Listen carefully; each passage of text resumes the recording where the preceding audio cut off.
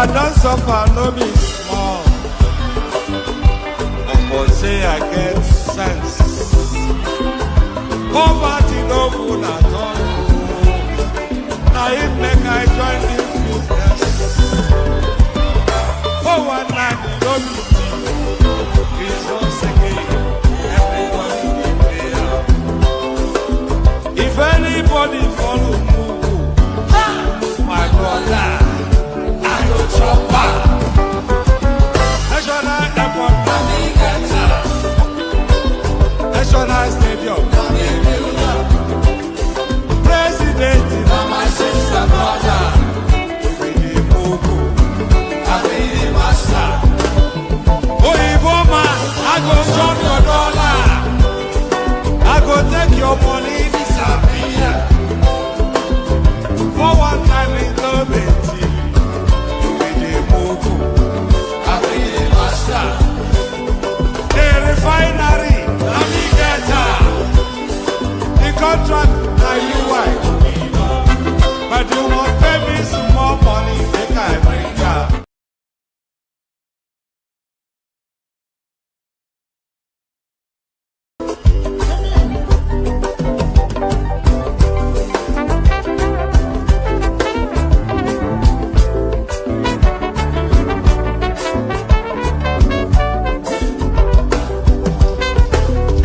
I don't suffer, no be small.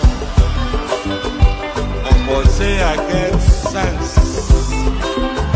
Poverty no good at all. Now it make I join this business. For one night, no be it's once again. Everybody be there. If anybody follow Mugu, my brother, chopper. National airport, National Stadium,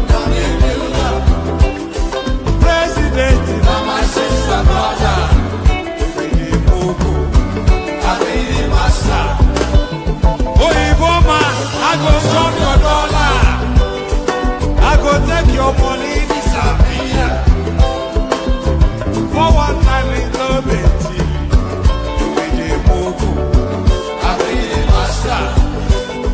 the refinery, the contract, now you white. But you won't pay me some more money, they can't bring ya. We the Mugu, I be the master.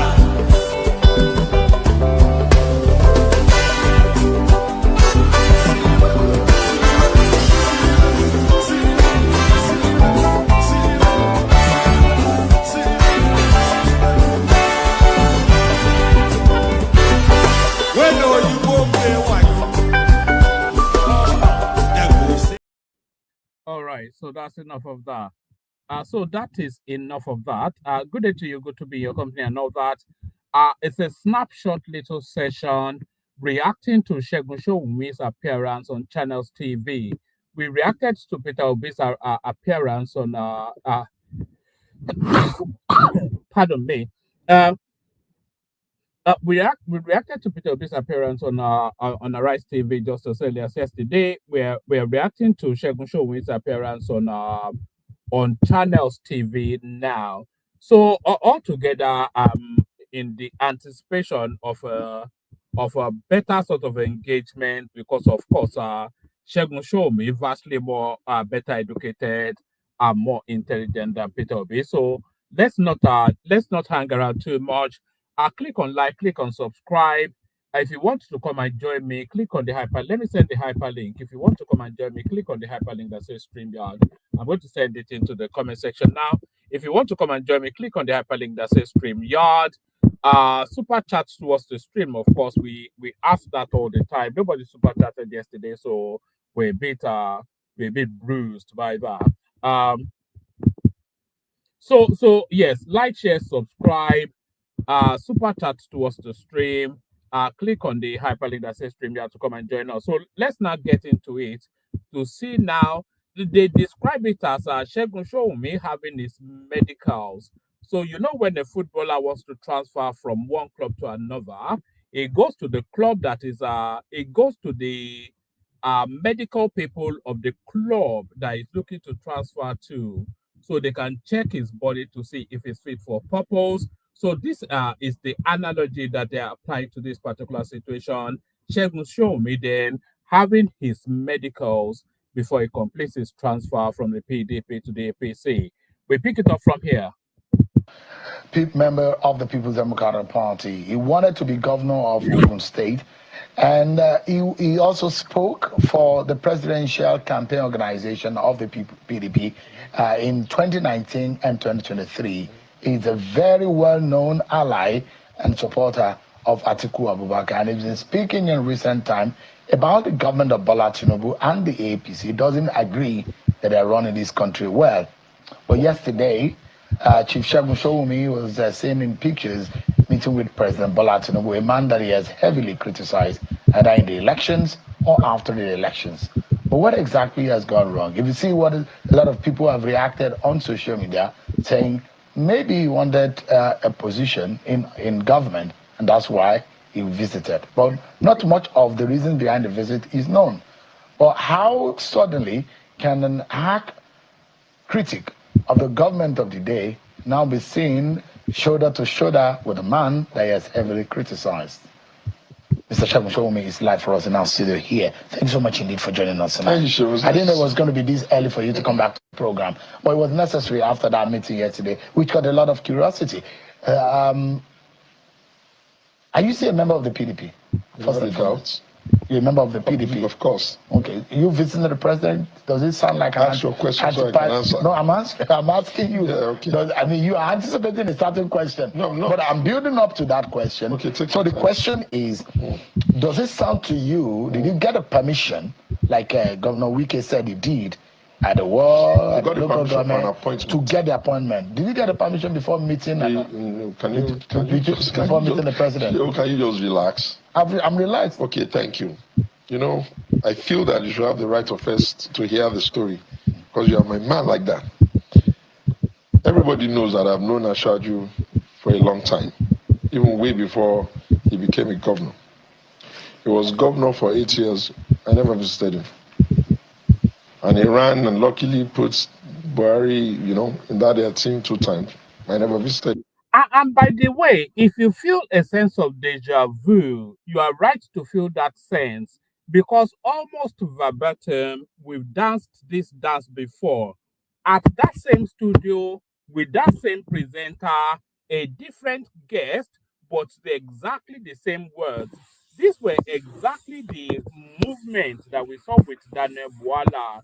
And when we woke up the next morning, he had already gone over to APC. So this is Segun Sowunmi'S journey now, a long-standing stalwart of the PDP, now telling us now that the time is up and he wants to go and collect the dollars from Aso Rock. So this is a dollar move by the Abeokuta man. When his party, the APC, won election in 2015, I knew that some rescue had come for those of us who believe in the pan-Nigeria stable democracy. I was invited, but I felt at that time that, look, let's let the party just survive. And those who brought it in at first, let them settle the party and grow it organically. I don't like to go to people when I have not invested some energy into their play. Now, I have been in PDP longer than most, and I'm sure that if we were to go into the archives and we were to bring all the rushes of interviews of people that have done for PDP, nobody bar none since 1999. Now, what happened? I had gone home for Salah, and one of our leaders, whom I will not mention, a deputy governor, had called me, and I thought he wanted to just, say hello to me. And lo and behold, he said, hold on. And, how are you? This. You have to come and see me. Now, let's just start from the fact that who the hell is the person that I'm going to take permission for to see the President of the Federal Republic of Nigeria? So the President spoke to you on the phone? You're not listening. I'm trying to understand I'm giving you as much as I can. So if I'm sitting with her, he doesn't understand I'm trying to give you as much as narrative. I'm trying to give you as much as I can within limits. Okay. from the phone of the deputy governor, I knew that I was invited to have a meeting with him. The next day, I was still free. The third day, I had to go. My instinct was, okay, why not? He's been in government now for 2 years. It's not a bad time to go and have a conversation with him. Those who know me well, especially in Ogun, they know that I used to run a program called Lion's Den. Show is hotter than politics today. I don't ask easy questions. I ask very tough questions. I ask very probing questions in the most polite way. But there'll be questions that if you don't answer, you'll even know that you kind of like don't know the answer. And I have a deep relationship with the president. I can look at him from a distance and look at what he's doing from a distance without talking to him for 10 years. And I can always put the plug, okay, this is why I did this, this is why I did it, this is why I did it. I've known him since 94. And I did not know him as his cheerleader. I knew him as a thought leader. I was engaging in the process of how do we rescue this country. And even at that, I was not in his part, never been. I had to go to him now for 3 reasons. The first was that I was concerned that this democracy was faltering. And I didn't think it was his fault, even though he was mostly blamed. I could not understand how, after about 20-something years, political parties will just suddenly assume that they have an escape route of blaming others for their own woes. I didn't like that, and I wanted to be sure that what was going on there. The second reason is that I began to become a little bit uncomfortable with the demonizing of all policies by those who don't understand what it takes to design futuristic ideas that could work. The third was that I felt, okay, perhaps if I spoke to him, if I visited, we would engage the way we usually engaged, you know, and I'll be able to decipher the state of his. Some people talk about his frailty, and I told you here before that I know him the way his mind works. So I jumped on that invitation. I was actually prepared for Junior, but with all the ensemble. My friend Aregbe, I'm sorry I couldn't make it. So I went there. Now let me start giving you the gist. Oh God. First of all, his brain is very alert. His feet, never mind that he's frail. The type of questions I asked him, you know, when you're asking someone a question and the person is answering without looking at a book, and he's answering the way you know that, okay, he's saying it the way he sees it, and you are agreeing, you have to know that the touch point at which he's answering those questions are previously reflected. And you've never invited me to an interview giving the question before I come. It was like that. I asked him, let me share one. So the president was mentally and psychologically alert. Oh God. His brainwave, because I've known him for a while and I know how he thinks. His brainwave. Oh, sure, I don't do psychophancy. I don't even know how to be, I don't know how to do it. You opened up by saying whether I wanted to be on an appointment. The only time I was ever on an appointment in government was the government of Otunbagbe Gadane. When I was in government, to his credit, I was like a pain in the ass. You know why? I can't stand when people get up one after the other, one meeting, just do psychophancy instead of cutting to the cheese. I used to do that a lot. If I have a soft spot for Dana, it's because he had the ability to take it on. The hotter, the better. I don't have the bone. But just a moment. With your meeting with the president now, is it likely that you can work with him? There has never been, God, there has never been a doubt that I can work with him. There's never been. So there it is right there. So there has never, there's a, and by the way, you say, Segun Sowunmi said, oh, I've had several interactions with you, Seun. You've never given me questions, etc., etc. This is a pre-packaged, orchestrated conversation that you're hearing here. So you remember, of course, that Seun Okinbaloye said, you have come here fairly quickly after our last interaction. I think Segun Sowunmi was in that same studio within the last 14 days, less than 10 days thereabout. So he's quickly back now after having interacted with Tinubu. So he has interacted with Tinubu and he wants to double down on that interaction and push the narrative even further in order then for him to cross over. So Segun Okinbaloye asking him then, oh, so you are not averse to working with Tinubu. And Segun Sowunmi then saying, oh my God, no, that if you ever want to hear a come and get me from a politician, that is a come and get me right there. And by the way, the link is in the comment section. If anybody wants to speak on this comment, so I'll send the link again. Even as a PDP member, if they had invited you, they had given you an appointment, you would have taken it. I don't do that type of nonsense. If I am going to work with the president, I'm going to lead the PDP. Because I'm wondering, completely. Just for a moment, what is the comment? Because I'm going to work with the president, I'm going to dump the PDP. So the question is, I've been here for 27 you have sat in this same chair and you've criticized, you think that this government check, is rudderless. Yes. Yeah, at the point. You held that view. You also, by rudderless, it means rudderless, of course. You know, Nigerians struggle with the English language. Rudderless, not rudderless. Said that there's been a lot of ethnic concentration, lopsidedness. Yes, of course. I feel so. Yeah, and you think that the way and manner this country is going under the Bola Tinubu government, although you said that you know him very well, but you don't think that the man is leading us anywhere. Those are some of the views that you have shared on this program. Do you see all those thoughts? So let me help you. When he set up his government, the beginning of the ministers, I was honestly not happy that some locations got more, and I was particularly unhappy that the Southeast got only 5. I didn't like that, and I didn't spare that. I didn't like that, and the reason for that is simple. I feel that to manage the balance of the country and to build consensus around decisions, all the critical components must feel that they are treated equally. But guess what? We talked about it, and he has balanced it. Most people don't even remember that commander of one of the agencies, Ogala, is an Igbo man.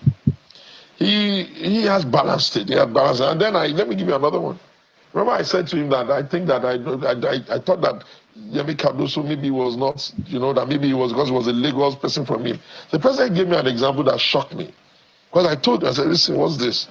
And he said to me, Segun, do you know what happened to Yemi there? Because even I cannot even give him instructions if he doesn't agree. And he gave me a good example. I said, I won't tell you the example, but he just told me that. I told him, do this. And I said, Mr. President, no. He said, Segun, I'm the president too. I said, everybody knows Yemi. His eyes are on the inflation and the money in circulation, that kind of stuff, and monetary policy. So, I asked him what about Governor Wiki? The kind of questions you and by all this, I asked him this and I asked him that. You can file that under the category of lies. He did not ask him anything. He just said he went into because anytime these people go into a meeting with the president, they're so subsumed by the power and the aura of the presence that they're in. You have to understand that the Nigerian president is the most powerful black man on the planet.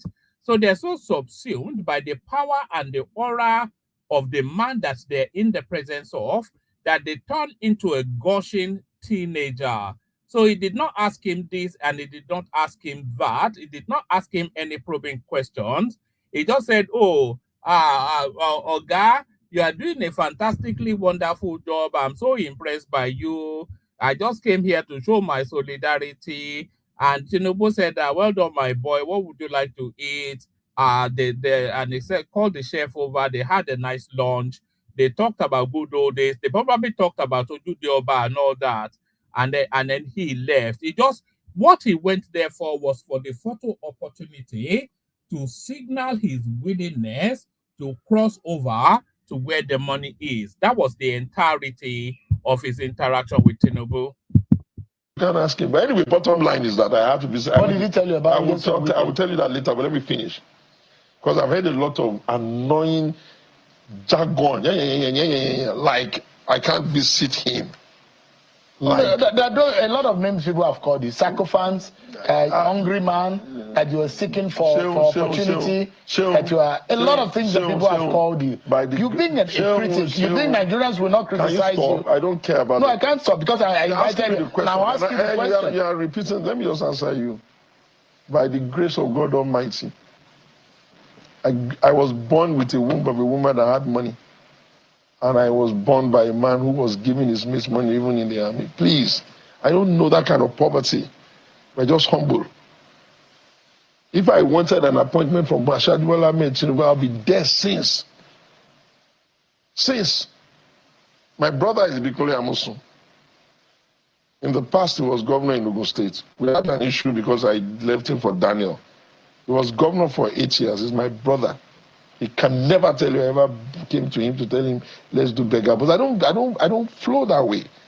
I just believe that there comes a time in the life of a nation where you know, I've often wondered where the money of people like this sort of guy, Segun Sowunmi, Daniel Bwala, Omokri, etc., and we all know where Omokri's money came from, by the way, what he looted under Goodluck Jonathan. But you understand what I mean? People from that cause, the talking heads, I often wonder where their money comes from because he has no discernible means of income. Is not known for any form of enterprise. There is no business associated to him or any professionalism or anything. But then he's always flowing in all of this agbada, and he's always wearing either a Richard Mills, a Patek Philippe, or whatever it is. What is on his hand is probably what your house in America, wherever it is that you are living, Germany. So where is people like this? Where is their money coming from? That's always been my question. Where you must try to be sure whether the direction that the leader is going to is the right direction, or at least whether it is his intended direction. And I guarantee you, I don't kid myself and I don't have any reason to kid anybody. He's smart. Above average. But you think you never thought that before now? You didn't think that we are on the right track under this government. Can you but stop? After just a moment, let me ask my question. Oh, yeah, ask. Can you calm down, Mr. Segun? This is my program. I've invited you, and the courtesy between guest and presenter. Let's just establish it. So let me land on my question. My question is this: before now, you never believed that the country is on the right trajectory, but after yesterday, you think otherwise. No. You have not been. You can't. You see.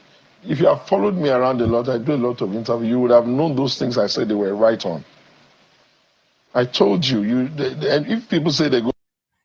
And by the way, when Segun Sowunmi appeared on this, our humble little platform about 12 months ago, thereabout, we immediately knew that he was on his way to PDP. And he made it fairly clear in the course of his interaction with this platform.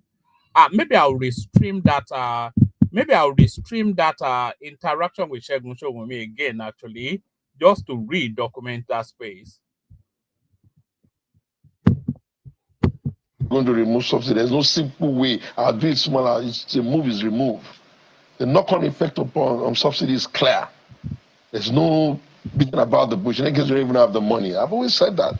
I said I do not agree, only to the extent that I would have rather he was punishing those who messed up that opportunity for everybody. That's it. I told you, I'm not very comfortable with the devaluation of the currency. And I did tell you, if you recall, that because of an experiment that had been carried out sometimes around 1972, people like us read a lot and we research a lot. Some countries said the market would regulate the currency. Some countries offered controlled. Among the countries that did open market were France, England, and the USA. Among the that did control was Germany, Indonesia, or Singapore, and other. You know what they found out after 5 years of the experiment? Those that controlled the currency did better than those that left. You know why? Because what you call the markets, you can never manage the entire greed and the complication of the market. Because what do you know that the people would do? But that was my reason. But their reason was also a very strong reason. You can't be borrowing money to back currency. I knew that. But I just wish that they could have thought that, who are those people collecting the currency?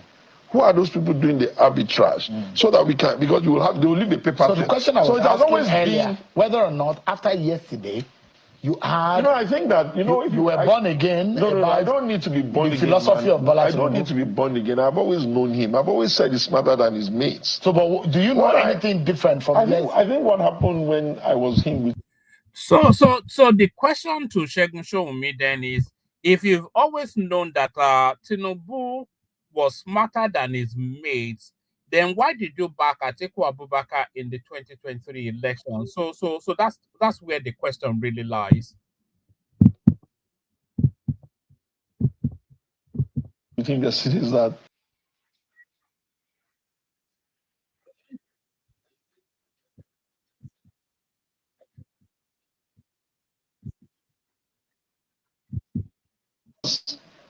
I knew him. So I mean, agreed. Bola Tinubu, you had. I think that you were born again. No, I don't need to be born again. Philosophy of Bola Tinubu. I don't need to be born again. I've always known him. I've always said he's smarter than his mates. So, but do you know anything different from? I think what happened when I was him with him the city is that nostalgia of who I know he is. I like when I think, okay, we've been through it. I know him. I like when I think, okay, he's there. And people say, oh, this. So I like the fact that he's just as I knew him. So I mean, agreed. Bola Tinubu, you underrate him, underestimate him based on his frailty at your own career. And for some of us who have been in Lagos, covered by Lagos, we know him. Sometimes when you come at him as a journalist, you think he doesn't know what he's saying. Exactly. It looks like he has prepared the question and answer for you. Sometimes he even calls you. Well done. His smartness is something. And Babajide Fashola sat in that same chair, and he told me that when people thought that this man is frail and unable to do something, then he lost it. Bottom line. But the question is that a lot of people want to know is you are an Atiku man. I'm a PDP man. Just a moment. You're an Atiku man. Don't gainsay him. I'm an You are close to him. Just a moment. You're an Atiku man. Yes, now you have gone to meet. Doesn't that look like a betrayal of trust? Did you tell Atiku before you met him? One of the things that hurts me the most is that most people misinterpret what the role of somebody who speaks for other people are. He doesn't give me the script of what to say for him. I take his idea, I look at him, I ask 1 or 2 questions, and I generate everything I need to say. There's no secret of his that he gave me that I'm giving him. It's the things that I have looked at, okay, this is what he would like to do. I've answered questions that later on, when they ask some of the people, they can't even answer those questions. I dislike. This is you, Mr. Yes, I'm telling you. I criticized Daniel Bwala when he moved onto the other side. I didn't. You did. And by the way, Daniel Bwala has tweeted about that, that I am vindicated. So he caught this little bit that when Segun is poking at Segun Sowunmi, that you were the one that was slamming Daniel Bwala when he crossed over. So Daniel Bwala has clipped that and he's put it out on his social media space. No, listen. You called him a tongue. You called him several names. I never did. Right on this program, you did. And by the way, for all of the insults that we get on this platform, even that Daniel Bwala, he has appeared on this platform. The Segun Sowunmi that you are looking at, he has appeared on this platform. Chidi Odekalu, Bayomi Arabambi, Prince Adewale, Alhaji Shehu Gaban, a whole plethora of all of them, they've all appeared on this platform. No. I dare say you did. Okay. If I knew you were going to deny it, I would have brought it. Listen, what I said. You criticized him. No. But I think you should apologize to him. No. But if you criticize Bwala for working for Tinubu, and this is you talking so eloquently about Bola Tinubu, listen, I own my criticized. mouth, I own my words, I own my arguments. Does it look to you like betrayal of who? Of Atiku Abubakar? Is he of you now taking sides? Is he running for president now? He's running. I can guarantee you, and I will stake my mortgage on it, even though there's not that much of a mortgage on my house. I will stake you £1,000 that within the next 2 weeks, Segun Sowunmi will be a member of the APC. The wave is hopped onto the wave of defections, and he wants to just go with that wave and hide his own name under it and move to the APC. He's a Yoruba nationalist. He's an Owambe boy. and is a Tinubu man. So there is more affinity and an alignment between somebody like Segun Sowunmi and Tinubu, and than there will ever be with some randomized Fulani man. And even Atiku is not a real Fulani man; he's more Hausa because, of course, his father is Hausa, his mother is Fulani. In a coalition which everybody knows I'm not part of. Why would you even in your wildest dream think that I don't have my individuality because of what? You know how long I've been in the party? Since the time get go, I've never left. I won't say the same about them. I don't, you see, when you make it this way, I don't like a situation where every time I have to have the question, you force me to have to do a pushback on that. I don't need to. I am at liberties as an adult to take decisions that work for me. And I will be very happy if people don't make it about Atiku President, the former Vice President Atiku Abubakar, because that would then be kind of like make you want to do a push. But I don't need to do that. He takes decisions that are in line with how he sees things. I'm saying Daniel Bwala, for example, you criticize him you see, for moving to... If you go and look, you will find out that I didn't really... I will get it. I'll probably put it online. All right, so there's no one in the studio at the moment. The link is in the comment section. If you want the conversation, come on. The interaction ends in about 5 minutes or so, and when that ends, I'll have to shut it down if there's no one here. So if you want the conversation, come in.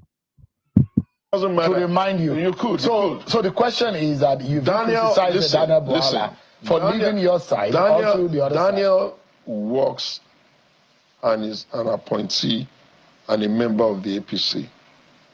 I am not aware that we have taken a decision in this country that just because we're in politics, I can't give somebody that is old enough probably to be my father or my uncle. I'm not aware. I'm not aware that if I knew that people are going to get this silly, I would have been visiting much earlier because I don't understand where this is coming from. So let me ask you I'm not tied into anybody. Let me ask those who think that you are anti-Tinubu before now. They didn't think that. No, just a moment. I mean, you can't see yourself 100%. Okay. Yeah. But I'm not anti. So take it when other people give you a feedback. So if people think that you are a very strong critic of Bola Tinubu, because I'm a very strong and passionate, loyal person of PDP. Do you still going on to criticize him now? You know, I'll put it this way. After benefiting for almost an hour of his AC free of charge. So there's AC in his house. That's trivializing. I'm saying that you were in his environment. How much is an being with the number one president? Thank you very much. Now you are putting it properly. The privilege to engage the number one citizen in office, even though I'm not in his party and I've critiqued him, makes him superior to the others. I've been in this party forever. The only time we go to them is after they've lost and we need to kind of like shut them up. And I've never stopped one day. I've never dropped the ball. You know, between Bola and them, he doesn't have one approach to deal with everybody. He has the uncanny ability to apply different people. Everybody has almost like a perfect relationship with him, and we're all not. We need to close now. Were you able to tell him that people are suffering in this country? We talked about that, but you don't have time to hear. You don't have time because you allowed us to go into. Listen, I asked him a question about two things. I asked him a question about insecurity and what he was going to do about it, because we had talked about it in the past many years back, and I also asked him a question about food security. He said to me, we will get over the hurdle of food security because it's bringing in the equipment. And that specialized areas are going to be given for the north and north. And then chipped in. How about Ogun? He said, I've just done something for them on cotton and I will continue to do that. He mentioned the number of tractors they're bringing in. And then when I said, look, I'm not comfortable anymore. People are dying in security. He said he had looked at it, that it's a bit structural. We don't have enough of everything, but he said, and I believe so, he's going to scale up, something they call forest guards for each of the local government. Then he's also going to do something that he said local people from that particular environment will be specifically recruited for the police force to manage. This is show. Thank you so much. By miles is smarter than them. Miles. Even Atiku Abubakar. Can you stop this? Smarter than Peter Obi is smarter. Atiku Abubakar. It's smarter than. You just want to keep saying that. Thank you so much. Okay. For coming out tonight. So there it is right there. You heard it from the horse's mouth. Tinubu is smarter than Peter Obi. I'm not even sure anybody contends that. Peter Tinubu is smarter than Peter Obi, Reno Omokri. Not Reno Omokri. I'm on Reno Omokri's page now because Reno is doing something now which I want to bring to your attention. So Peter Obi is smarter than Tinubu and Atiku Abubakar. This is what Segun Sowunmi has just told us now. Before we round this stuff, I want to bring you this. Kilometer 19. Reno Omokri, of course, has been in contention with Segun Olo and people critical of his endorsement of the Lagos-Calabar Superhighway. So he has now taken a camera crew to assert then that the road is making excellent progress. So here is Reno Omokri now at that interaction. So we take a little substance of this, and then if I'm only really doing this to see if anybody turns up for the conversation, but 2.5 and everything is verified. Mr. Omokri, where are we right Mr. now? Omokri, just say Mr. Omokri. Mr. Omokri, where are we right now? We are at kilometer 19.5 and everything is verified by the mileage of the car, and that will be giving video evidence, photographic evidence will be given to everybody present and members of the public if they so want. So if we're at 19, what happens to the rest 11 kilometers that are supposed to complement the 30 kilometers? Well, like I told you, if you recall at the beginning of this, he's going to go to Eleko. He's going to go to Eleko and then capture it. So he's going to go to almost at the border between Lagos and Ogun State and then capture backward from Eleko to Okun-Aja. So right now we are at Okun-Aja. So this gentleman and some journalists have volunteered. I think the journalists from Vanguard, journalists from Legit, and journalists from anyway, so they're going to go with him. And where's the drone? Okay, that's the drone. So the drone is a special drone that captures distance. And as I said, all of that video, photographic, and documentary evidence will be given to everybody present here. So let me.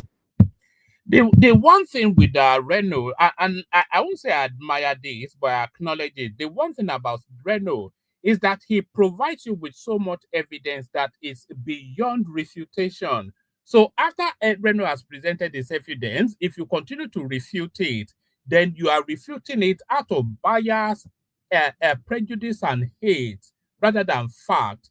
He did the same thing with Tinubu certificate. He went to Chicago State University and he did the interview and he showed us proof beyond refutation that Tinubu graduated from that university.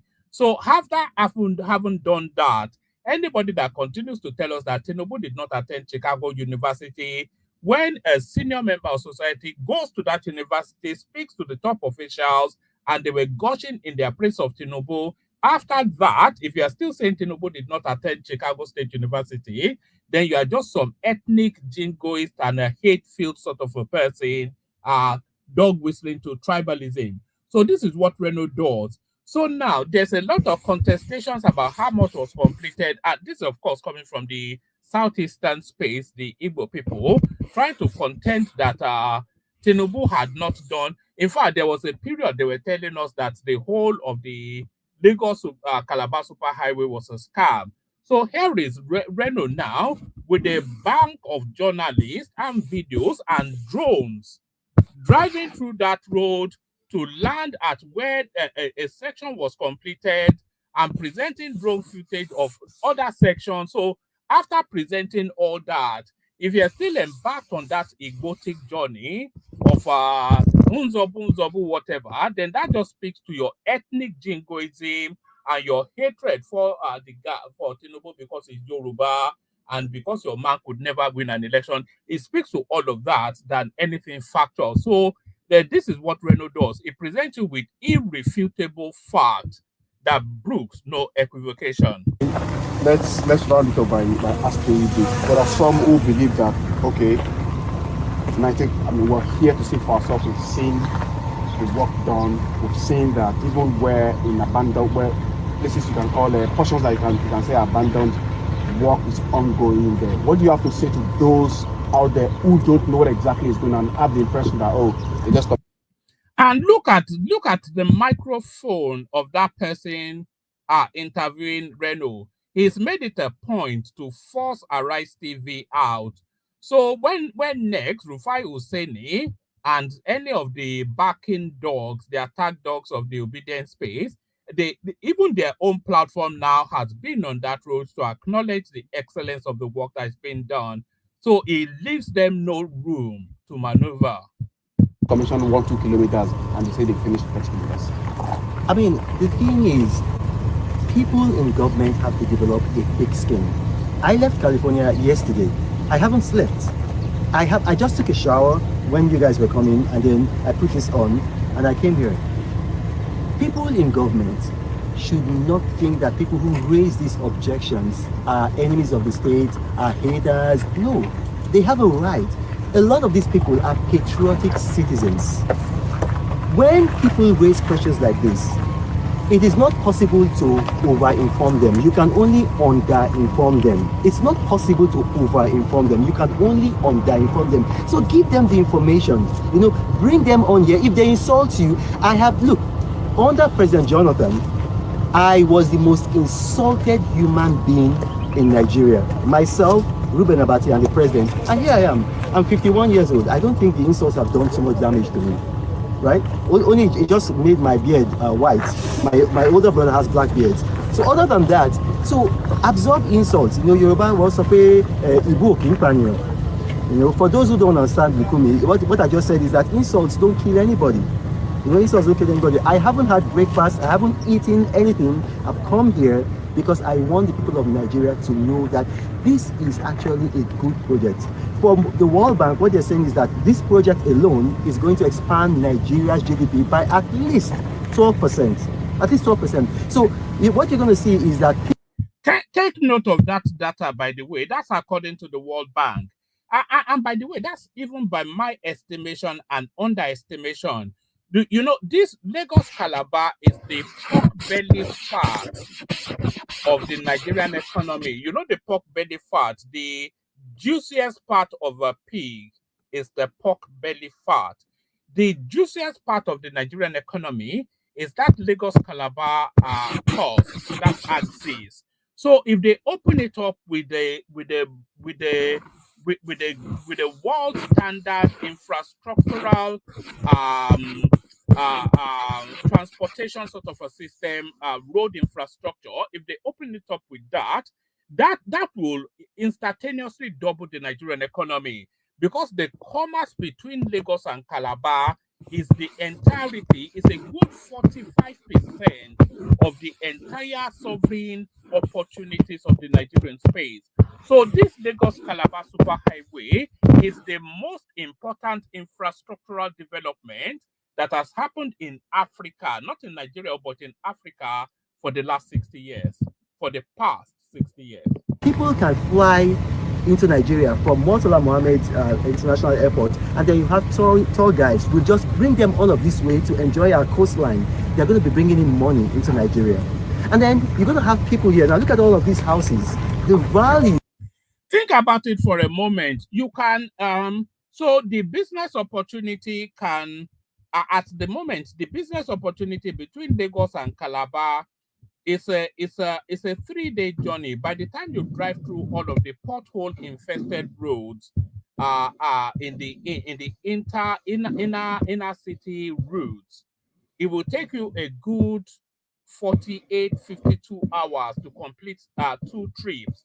But this Lagos Calabar Superhighway, you can make 2 trips, Lagos Calabar within 1 day, because it's a 3.5 hours journey. So if you go 3.5 hours, come back 3.5 hours, there's still the window within a 24-hour day. If they provide adequate enough security on that route, there's still a window within a 24-hour day to make 2 trips.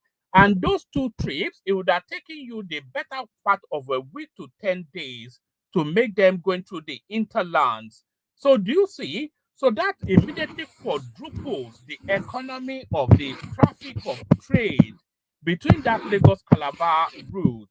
And that Lagos Calabar route, by the way, it absorbs about 10 states. It goes through Ondo, etc., to land at Calabar.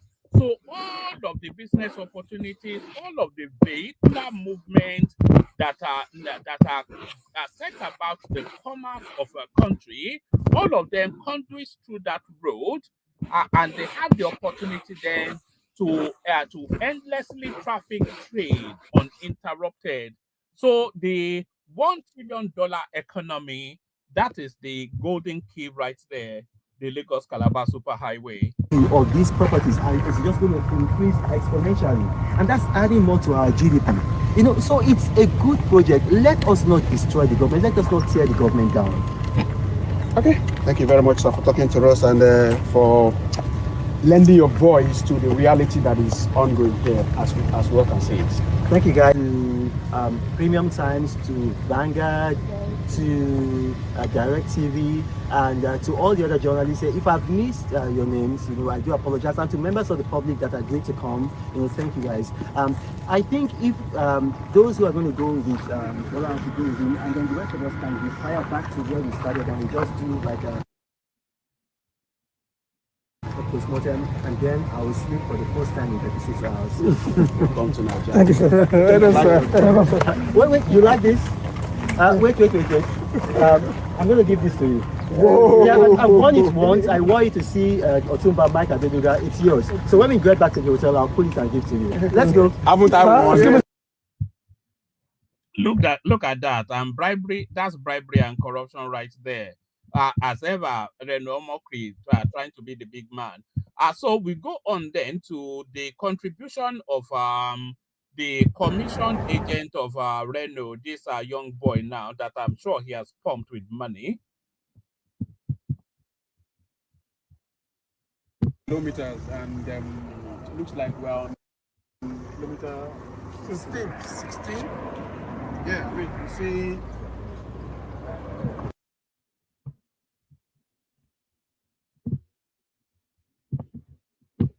Kilometer. All right, so we've made some kilometers, and looks like we're on kilometer 16. Yeah, wait, you see. Okay, we'll see. Like we've observed earlier on, some parts well paved, some other abandoned. What more have you observed yourself? All right, so making this journey. Okay, so the first thing is that we stopped here. This is kilometer 16, and it actually corresponds. It synchronizes with the mileage of the vehicle. So all of you are going to get video of the mileage of the vehicle, so you can see that we're actually at kilometer 16, and then we're going to keep on going. Now, if you recall, there was a portion just, I think maybe about 5 kilometers behind. That portion, it's deliberately left that way because of a flyover. A flyover is going. So if you saw that there was a residential part here and a residential part there, so it's part of the design. Now, as we're going along the way, you're going to see some parts whereby they're making openings because of the residential areas. Now, you got to recall that a coastal highway, like if you go on the coastal highway Pacific 1, which is the most popular coastal highway in the whole world, California Pacific Highway 1. And then the second most popular coastal highway, which is the California 101. So the two of them are in California. It's the same thing for this. What you try to do, when you have heavy residential areas, you do not disturb those residential areas for the road. Actually, you disturb the road for the residential area. Now, I'm going to say that one more time. When you have heavy residential areas, you do not disturb those residential areas for the road. You disturb the road for the residential areas. So that's what you're seeing happening here, playing out here. And then one other thing is this. For street lights, and people at home can actually Google this. When you have coastal highways, they don't have street lights. Street lights are not for vehicles. Street lights are actually for pedestrians. So you're going to notice that the street lights are concentrated where you have heavy residential areas. Street lights are not for vehicles. Vehicles have their own lights. So if you go on the California, and if you're watching from home, if you just Google, or you can actually get videos of the California Pacific Highway 1, which is the most popular coastal highway in the whole world, there are no street lights. All right, thank you. We're going to continue.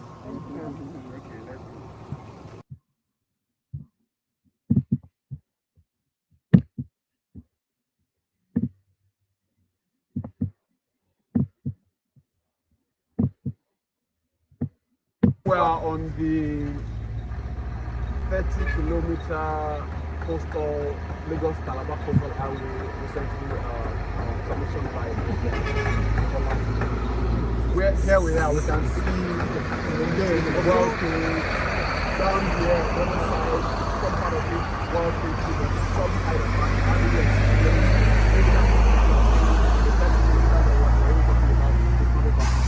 what do you have to say?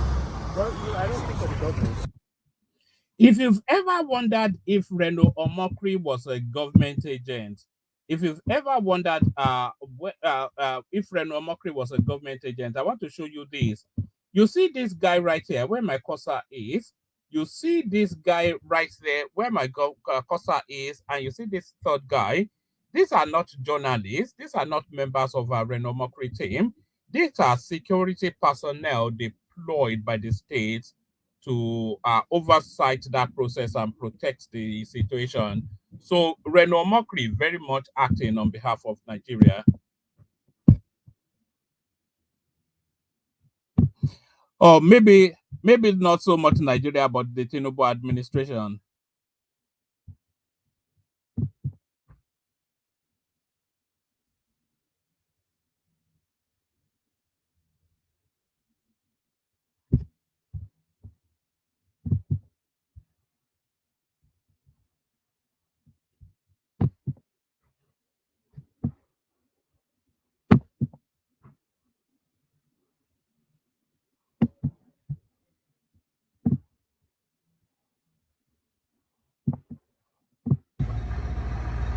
Kilometer coastal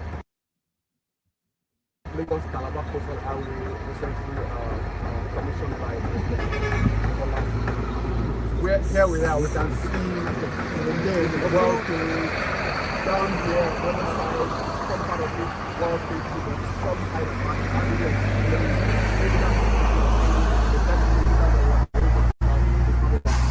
what do you have to say? Well, I don't speak for the government. We as a patriotic citizen. So what's happening is this now. We're going to go all the way to kilometer 19.5 at a stretch, continuous stretch. Now, as you can see, on some parts of the way, work is ongoing. And I believe that these are residential areas. So for those residential areas, they've got to break in some parts of the road, which is what I understand. But then this is the road that we're going. Maybe you can pan on it. We're going directly on this road, 19.5 kilometers continuous. It doesn't stop.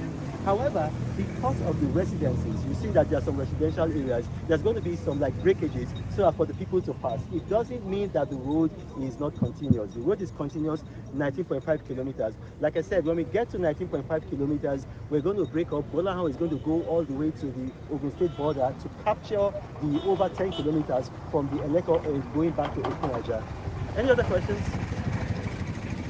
Don't worry, if that's the way it is, let's continue the drive. We just needed to point to that. All right then. So we're going to continue the drive now. We just stopped at a bit. It's actually lovely here. The thing is, like, I just arrived from the United States and I'm a bit jet lagged. So let's continue. I'll talk to you guys later. So let's move. You ready? Yes. Okay. So we are at the beginning of the Lagos Calabar Coastal Highway. This is the very start point, so you can actually turn around and then you see. So that's the very beginning there where the vehicles are. So you can see that the construction is still ongoing.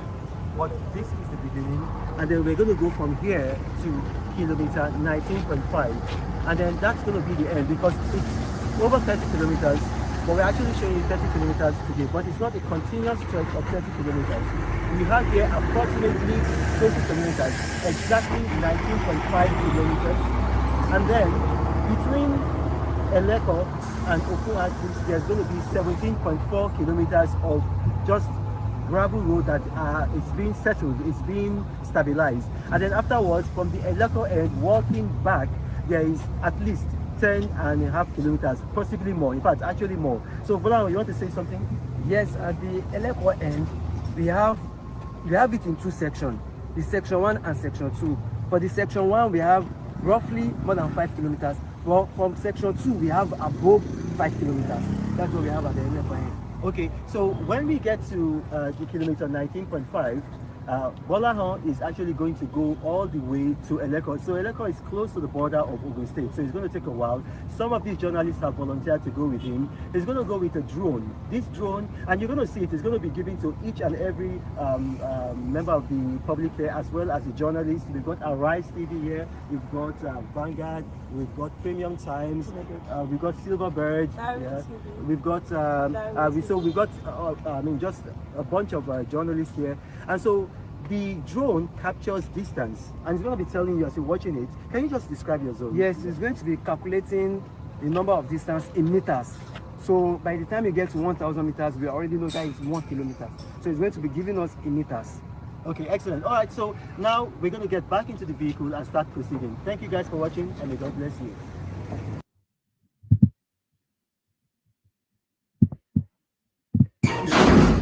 Okay, so what's going to happen is that we are going to go from the beginning of the highway, and then we're going to go to kilometer 19.5. So this is how it works. We have 30 kilometers. Actually, it's over 30 kilometers, but it is not continuous 30. And that's, if you watch the minister's interview on Arise, that's what he said. That's what I said. That's what a presidency official said. Now, I'm not affiliated with the government. I'm only here as a patriotic citizen. So we're going to do 19.5 kilometers from the beginning of the Lagos Calabar highway.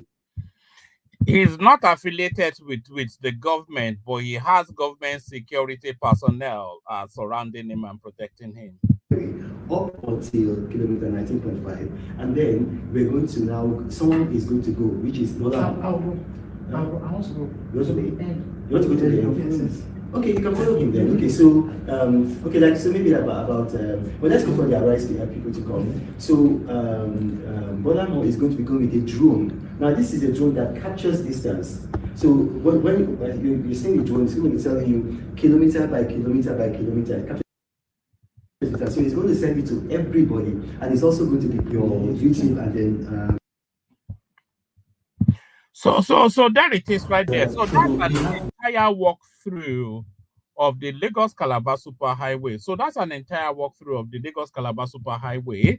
So that's a video proof of the progress so far of that road. But don't be deterred by that, because of course the obedience space will not be deterred by that. So as far as they will still tell you the road is not being built, the money has been stolen, there is no construction going on, Nigeria did not pay off any IMF loan, the NEL fund is a scam, the tax reform bill is a sakamaje, everything is just fraud, because Peter Obi did not win an election. So there it is right there. So those are facts, by the way, very boring, but facts nevertheless. But don't let that get in your way.